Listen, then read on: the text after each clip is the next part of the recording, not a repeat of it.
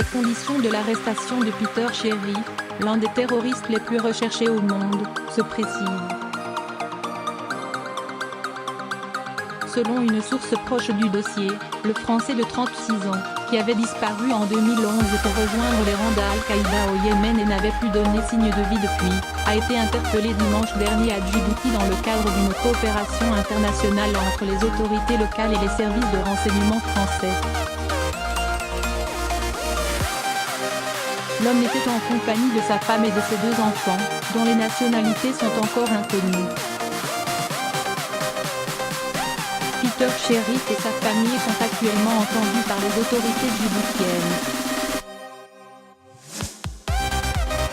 Comme l'a précisé une source judiciaire, le djihadiste natif de Paris n'est pas, à ce stade, retenu dans le cadre d'une procédure française.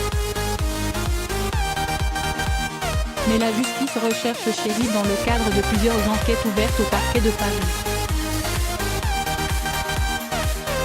Toutefois, aucun mandat d'arrêt n'a été délivré contre lui dans le cadre des attentats de janvier 2015 de Charlie Hebdo, de Montrouge et de l'Hypercacher. Inscrit sur la liste des combattants étrangers établie par le département d'État américain, ce vétéran du djihad en Irak est un proche des frères Kouachi, assaillants de Charlie Hebdo, qu'il a côtoyé à Paris dès la fin des années 1990. Peter Sherif est soupçonné d'avoir mis sur pied la filière dite des buts Chaumont, qui acheminait de jeunes Français pour combattre l'armée américaine en Irak en 2003. Parti combattre à Fallujah avant les coups de filet policiers, il avait ensuite été arrêté puis expulsé vers la France en février 2008.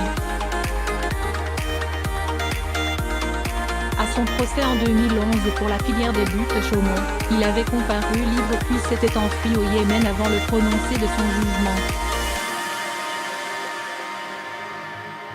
Sur place, la même année, il aurait reçu la visite de l'un des frères Kouachi.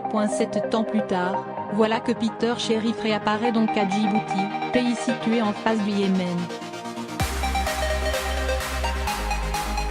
Si le djihadiste est expulsé vers la France par Djibouti, les services antiterroristes auront de nombreuses questions à lui poser.